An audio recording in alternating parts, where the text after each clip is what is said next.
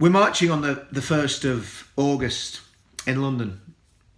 When I say we're marching, we're having a demonstration in Parliament Square.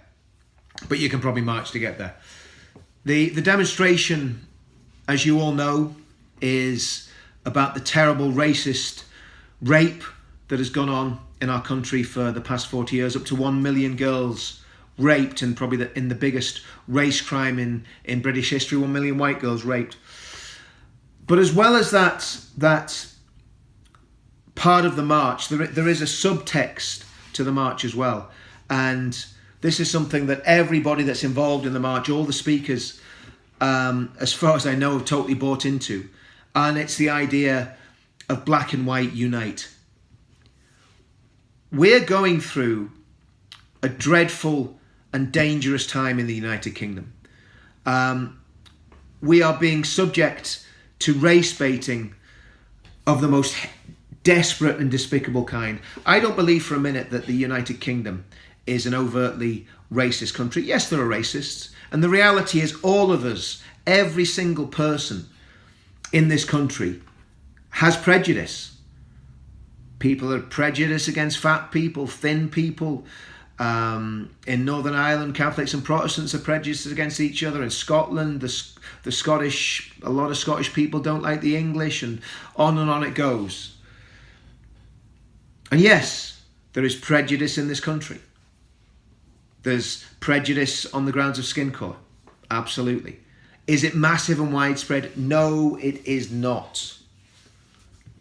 Absolutely not. But what's happening with this race baiting that's been going on in the mainstream media, by Antifa, by the far left, by the Marxists, by this shadowy group called Black Lives Matter, it seems like they're trying to provoke a race war.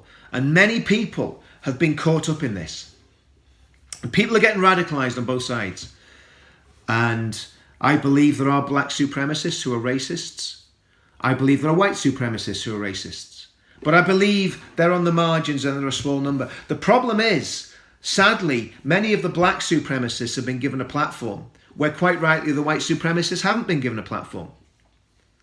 So on the 1st of August, we want to show, we don't just want to talk about the dreadful things that have been happening in Rochdale and Rotherham and Telford. We are going to talk about those things in detail. But we also want to show unity, that everybody, the true people of Britain, what my friend Ricky Doolan called inclusive patriotism, where it doesn't matter what colour your skin is, it matters that you love the United Kingdom, you love Great Britain, you love everything it stands for. They're the things that I judge people on. What their character is, not what the colour of their skin is. So on the 1st of August, the subtext of the plot is black and white unite. And that's obviously not just black and white, it's brown, it's whatever other skin pigmentation you have. We need to stand together, because the same people that ignored and covered up the rape of Britain and the rape of up to 1 million white girls in Britain in a racist rape epidemic, the very same people, the corrupt media elite, people like the puffed up Piers Morgan. I'm not saying he was involved in covering up the rape of Britain, but he's certainly been involved in giving a platform to race baiters like Kahindi Andrews and others. The mainstream media,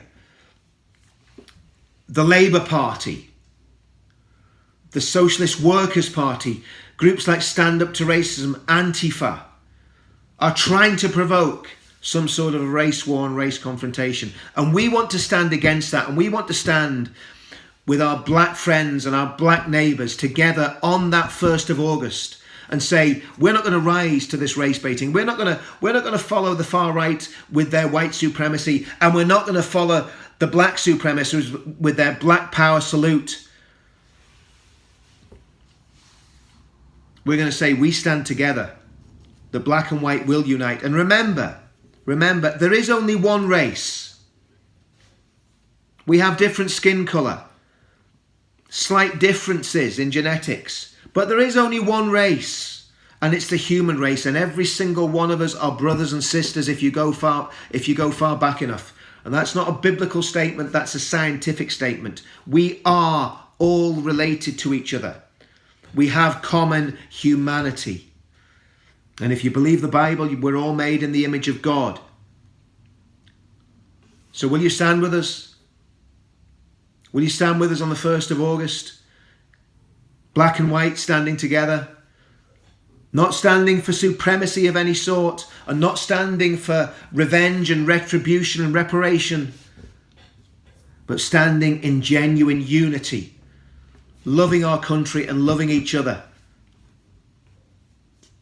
See, that's what a successful movement will be like.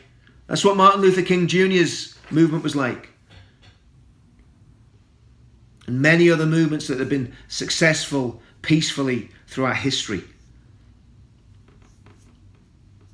If people want a race war,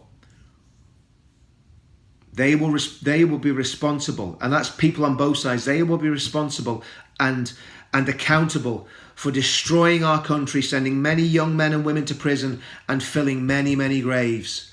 We've seen it in Northern Ireland. I don't want to see it on the streets of England.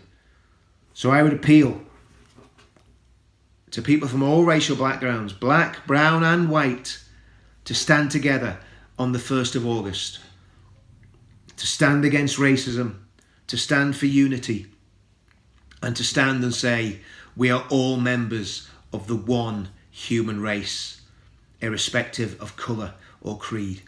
See you all on the 1st of August.